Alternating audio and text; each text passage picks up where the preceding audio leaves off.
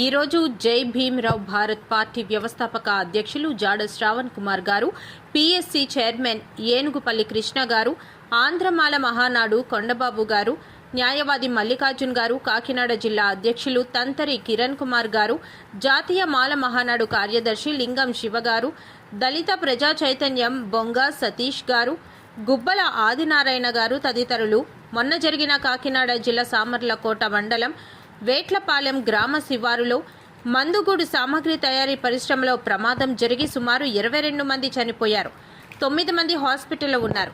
బాధితులను పరామర్శించి ఘటనా స్థలానికి వెళ్లి పరిశీలించడం జరిగింది.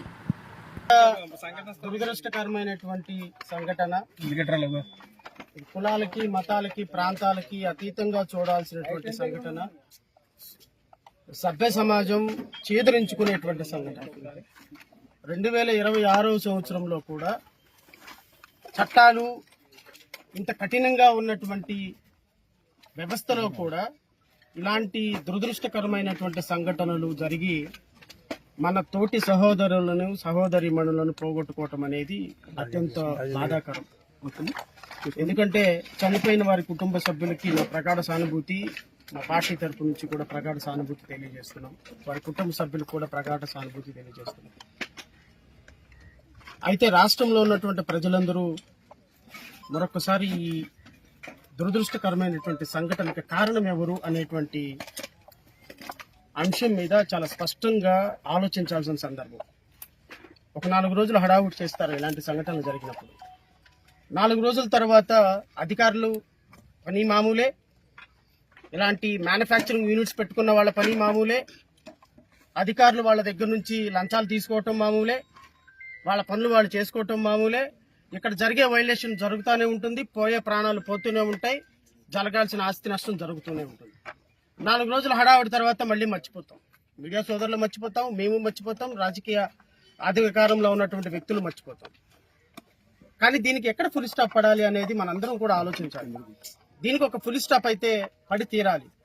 నేనంటాను, ఈ రోజు జరిగినటువంటి దుర్ఘటనకి ప్రత్యక్ష పరోక్ష కారణం కూటమి ప్రభుత్వమే. కూటమి ప్రభుత్వంలో ఉన్నటువంటి పెద్దలు, కూటమి ప్రభుత్వంలో ఉన్నటువంటి ముఖ్యమంత్రి, ఉప ముఖ్యమంత్రి, హోమ్ మినిస్టర్, దీనికి ఉన్న ఇండస్ట్రియల్ మినిస్టర్ దీనికి ప్రత్యక్షంగా కారణమని అయితే మా పార్టీ ఆరోపిస్తుంది. ఈరోజు ఈనాడులో వచ్చినటువంటి ఒక చిన్న మాటని, పత్రికలో వచ్చినటువంటి వార్తను నేను మీడియా సోదరులకు చదివి వినిపించే ప్రయత్నం చేస్తాను. 33 బాణసంచా తయారీ కేంద్రాలకు అగ్నిమాపక నో అబ్జెక్షన్ సర్టిఫికెట్లు లేవు. ఈనాడు అమరావతి రాష్ట్రంలో 87 బాణాసంచా తయారీ కేంద్రాలు ఉంటే వాటిల్లో 33 కేంద్రాలకు అగ్నిమాపక నిరభ్యంతర పత్రాలు, వాటి కాల్డ్ ఎన్ఓసి, లేవని తనిఖీల్లో వెల్లడైంది. ఇవన్నీ కాకినాడ, తూర్పుగోదావరి, డాక్టర్ అంబేద్కర్ కోనసీమ, అనకాపల్లి మండల పరిధుల్లో ఉన్నాయి. బాణాసంచా తయారీ కేంద్రాన్ని ప్రారంభించే ముందు ఆయా కేంద్రాల్లో ఎలాంటి అగ్నిమాపక భద్రతా చర్యలు చేపట్టాలి, ఏ అగ్నిమాపక పరికరాలు అందుబాటులో ఉండాలనే అంశాలను సూచిస్తూ అగ్నిమాపక శాఖ ఎన్ఓసి జారీ చేస్తుంది. రెవెన్యూ శాఖ నుంచి లైసెన్సులు పొందిన తర్వాత బాణాసంచా తయారీ కేంద్రాల నిర్వాహకులెవరూ అగ్నిమాపక ఎన్ఓసీలు రెన్యువల్ చేయించుకోవటం లేదు. ఏదైనా ప్రమాదం జరిగినప్పుడు లేదా దీపావళి సమయంలో తనిఖీలు ఉంటాయి. రెవెన్యూ, పోలీసు, కార్మిక, అగ్నిమాపక శాఖలు కలిసి సంయుక్తంగా చేపట్టాల్సిన ఉమ్మడి తనిఖీలు కూడా సరిగ్గా జరగటం లేదు. ఈ నిర్లక్ష్యానికి, ప్రమాదానికి బాధ్యులెవరు? ఈరోజు ఒక ప్రధాన పత్రికలో వచ్చినటువంటి అంశాన్ని నేను మీకు సోదరులకి, రాష్ట్ర ప్రజలకి మీడియా సోదరుల ద్వారా చదివి వినిపించా.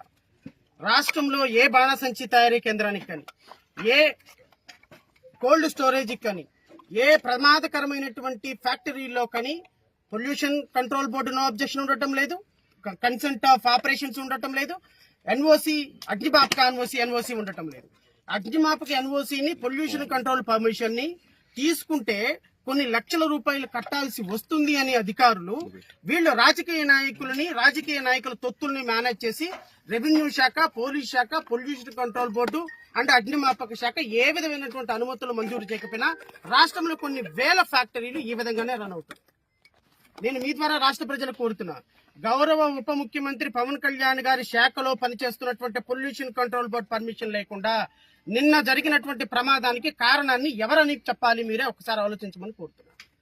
గౌరవ ఉప ముఖ్యమంత్రి గారు ఈ మధ్య కాలంలో శాసనసభలో బోండా ఉమా అనేటువంటి ఒక ఎమ్మెల్యే అడిగిన ప్రశ్నకి ఒక మాటగా రాష్ట్రంలో కొన్ని వేల పరిశ్రమలు పొల్యూషన్ కంట్రోల్ బోర్డు పర్మిషన్ లేకుండా పనిచేస్తున్నాయి. వాటిని మేము పొల్యూషన్ కంట్రోల్ బోర్డు పర్మిషన్ తీసుకోమని ఇన్సిస్ట్ చేస్తే రాష్ట్రం నుంచి తరలిపోతాయి, కాబట్టి చూసి చూడనట్టు వ్యవహరించాలి అని అసెంబ్లీ సాక్షిగా చెప్పినటువంటి వీడియో రాష్ట్ర ప్రజలందరికీ తెలుస్తుంది. నేను అడుగుతున్న ఉప ముఖ్యమంత్రి గారిని, ముఖ్యమంత్రి గారిని, నిన్న వచ్చి మీరు ఇక్కడికి వచ్చి హడావుడి చేసి వెళ్ళిపోయినారు. అసలు నిన్న జరిగిన ప్రమాదానికి కారణం మీ ప్రభుత్వం కాదా? మీ ప్రభుత్వం అధికారుల నిర్లక్ష్యం కాదా? మీ ఆర్డీఓని, మీ డిఎస్పీని సస్పెండ్ చేసేసి వాళ్ళ మీద తోసేసి వెళ్ళిపోతే మరి పొల్యూషన్ కంట్రోల్ బోర్డు పర్మిషన్ లేకుండా చేసినటువంటి ఫ్యాక్టరీల పరిస్థితి ఏంటి? ఈ రోజు రెవెన్యూ శాఖ ఏ విధమైనటువంటి డబ్బులు తీసుకొని అధికారులు అందరూ కూడా మీ పరిపాలనలో రాష్ట్రంలో ఉన్నటువంటి అధికారులందరూ లంచగొండితనాలుగా మారి ప్రజల ప్రాణాలు పోతుంటే మాస్క్ పెట్టుకొని మీరు వచ్చేసేసి 2 మాటలు మాట్లాడేసి ఒక 20 లక్షల రూపాయలు మొఖాన్ని పడేసి మీరు ఫ్లైట్ ఎక్కి వెళ్ళిపోతే ఇక్కడ రాష్ట్రంలో చనిపోయిన వాళ్ళ యొక్క కుటుంబ సభ్యుల పరిస్థితి ఏంటండి? తల్లిని కోల్పోయిన వాడి కొడుకు పరిస్థితి ఏంటి? తల్లిని కోల్పోయినటువంటి కూతురు పరిస్థితి ఏంటి? భార్యను కోల్పోయినటువంటి భర్త పరిస్థితి ఏంటి? ఈ రోజు మా అమ్మ లేచి మాకు అన్నం వండి పెడుతుంది, మా నాన్న వచ్చి మాకు ఏదో ఈ రోజు బయటకు తీసుకెళ్తాడు అని ఆశగా ఎదురు చూసే కుటుంబాల పరిస్థితి ఏంటి? ఈ రోజు అధికారంలోకి మీరు వచ్చి పొల్యూషన్ కంట్రోల్ బోర్డు పర్మిషన్ అవసరం లేదు, అధికారులు లంచాలు తీసుకున్నా వాళ్ళ మీద తోసేస్తామంటే నిన్న జరిగిన ప్రమాదానికి రాష్ట్ర ప్రభుత్వం ఏం చర్యలు తీసుకుంది? ఒక 4 అధికారులు సస్పెండ్ చేస్తే కుదరదు. రాష్ట్ర వ్యాప్తంగా ఉన్నటువంటి ఎన్ఓసీలు లేకుండా పనిచేస్తున్నటువంటి కర్మాగారాలను మూసివేయాలి. రాష్ట్ర వ్యాప్తంగా పొల్యూషన్ కంట్రోల్ బోర్డు పర్మిషన్ లేకుండా పనిచేస్తున్నటువంటి ప్రతి ఫ్యాక్టరీ మీద ఒక నిఘా పెట్టాలి. దీనికి ఒక స్పెషల్ ప్రొటెక్షన్ ఫోర్స్ ఒకటి ఏర్పాటు చేయాలి. ఇది పవన్ కళ్యాణ్ ఆధ్వర్యంలో నడుస్తున్నటువంటి శాఖ. ఈ శాఖ మీద ఇంత నిర్లక్ష్యంగా ఉంటే మీరు సినిమా ప్రమోషన్లు తీసుకోవడానికి, సినిమా యాక్షన్లు తీసుకోవడానికి, సినిమా స్టోరీలు తీసుకోవడానికి మీకు టైం ఉంటుంది. కానీ రాష్ట్రంలో ఎన్ఓసీలు తీసుకొని పరిశ్రమల మీద ఒక టాస్క్ ఫోర్స్ వేసేటువంటి పరిస్థితి అడ్మినిస్ట్రేషన్ లేనప్పుడు దళితుల జీవితాలు, బడుగు బలహీన వర్గాల జీవితాలు ఈ విధంగానే కదా ఉండబోతుంది. నేను మీడియా సోదరులందరినీ కూడా అడుగుతున్నా, మీరు కూడా ప్రశ్నించాలి. మీరు కూడా లోకల్లో మీకు తెలుసు ఎన్ఓసీ ఎవరికి లేదని. ఈ రోజు 22 మంది చనిపోవడానికి ఇంకా ఎంతమంది చనిపోతారో తెలియని పరిస్థితికి మనందరం కారణం కదా. వ్యవస్థలో మనందరం ప్రశ్నించాల్సిన బాధ్యత ఉన్నది. ఈ రోజు చనిపోయిన కుటుంబ సభ్యులందరికీ కూడా న్యాయం జరగాలి.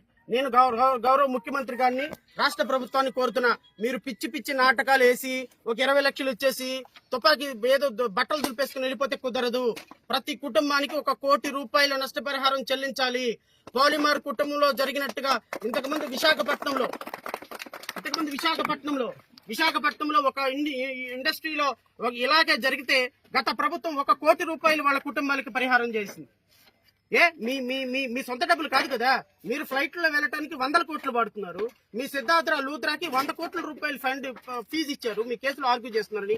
మరి దళితులు, బిడ్డలు, బలహీన వర్గాలు కుటుంబాలు కోల్పోయినారు. వాళ్ళకి 1 కోటి రూపాయలు ఇవ్వండి. మేము మా పార్టీ నుంచి రాష్ట్ర ప్రభుత్వాన్ని డిమాండ్ చేస్తున్నాం. చనిపోయిన ప్రతి కుటుంబానికి 1 కోటి రూపాయలు ఇవ్వాలి. క్షతగాత్రులైనటువంటి ప్రతి ఒక్కరికి కూడా 50 లక్షల రూపాయలు పే చేయాలి. ఎక్స్క్రిషియా పే చేయాలి. చనిపోయిన ప్రతి వారి కుటుంబంలో నుంచి ఒకరికి ప్రభుత్వ ఉద్యోగం ఇవ్వాలి. ఎస్సీ ఎస్టీ యాక్ట్ లో చెప్పినట్టుగా వాళ్ళ ప్రభుత్వం ఉద్యోగం ఒకటి ఇవ్వాలి. వాళ్ళకి 5 ఎకరాల పొలం ఇవ్వాలి. వాళ్ళకి పక్కా ఇళ్లు కట్టించాలి. మీరు ఎంత చేసినా చనిపోయిన కుటుంబాలను తిరిగి తీసుకురాలేరు సార్.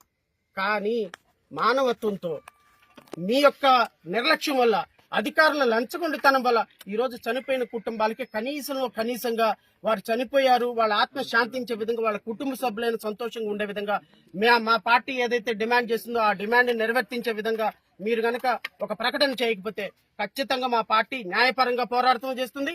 బాధితుల తరపున రాజకీయంగా పోరాటం చేస్తుంది. బాధితులకు న్యాయం జరిగేంత వరకు మా పార్టీ అండగా ఉంటుంది.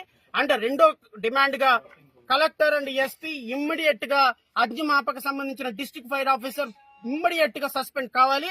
ఈ ప్రకటన కనుక చేయకపోతే ఖచ్చితంగా మా పార్టీ బాధిత కుటుంబాలతో కలిసి న్యాయ పోరాటం చేస్తుంది, రాజకీయ పోరాటం చేస్తుంది.